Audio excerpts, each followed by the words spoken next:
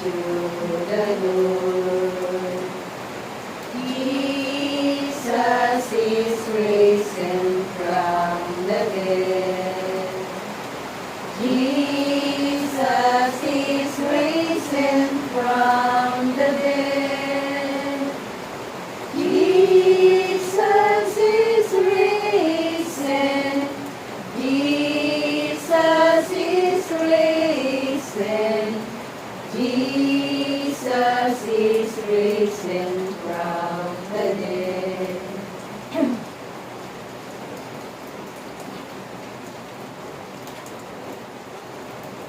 Ang mabuting balita ng ating Panginoon ayon kay San Mateo. Papuri sa iyo, Panginoon.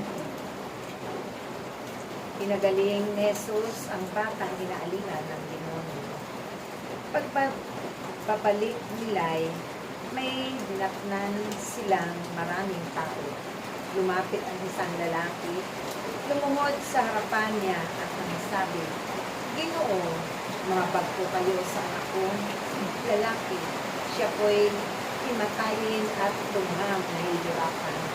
Kung sinusumpong sapagkat madalas siyang kabuwal sa apoy o kaya'y mahulog sa tubig.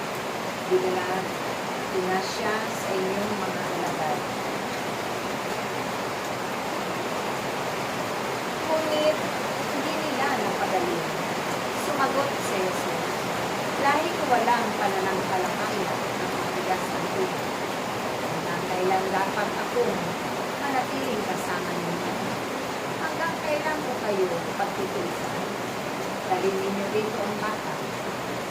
Pinagwikaan ni Jesus ang demonyo at lumabas ito at ang batay gumaling agad. Pagkatapos ay lumapit ang mga alagad kay Jesus at nagtanong nang walang ibang nakarinig. Bakit hindi po namin mapalayas ang demonyo?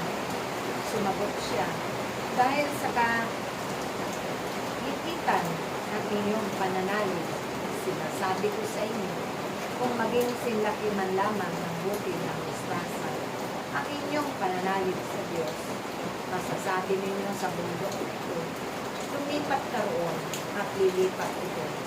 Walang bagay na hindi ninyo mapangyayari. Ngunit ang uri ng demonyo ay hindi makapalayas muli sa pamamagitan ng pananalig at pagkakas.